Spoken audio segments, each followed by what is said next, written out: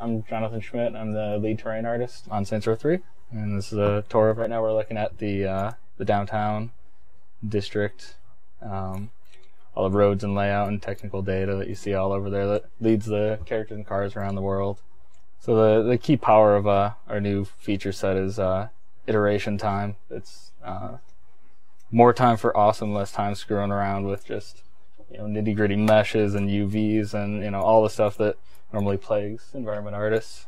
We have a lot of magical tools that just create roads for us. We don't have to spend all the time to model curves and texture curves. It just all happens on the fly with some files that we have set up.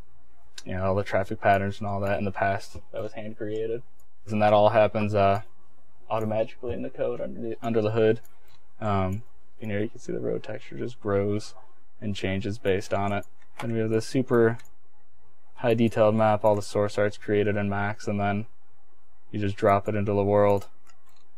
You have this very dense high poly mesh.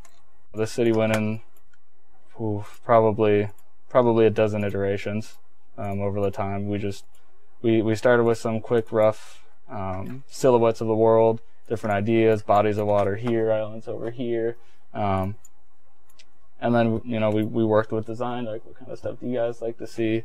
Kind of artistically looked at it, like, okay, well, you like the bay here, I kind of dig that idea. We could put our statue here, and then just funnel all the gameplay around that. We kind of have like a radial heat map in the way that we design the world around all the most important areas. Like, for example, this guy over here, he's this will be our massive downtown hospital complex. The player's going to be dying a lot. Players going to be responding in the world when they're just tooling around in the open world. So we focus a lot of high intensity detail around this area, to make it look and play as exciting as possible for the player.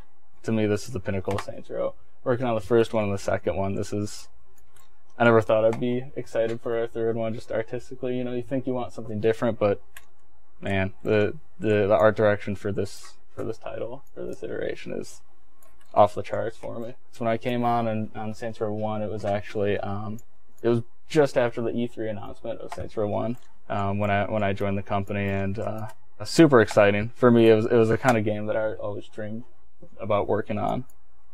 As a kid, I remember thinking about, like, oh, what if you had this giant world and you could be walking around and you go into any store you want and purchase a weapon or just kill a person to take it.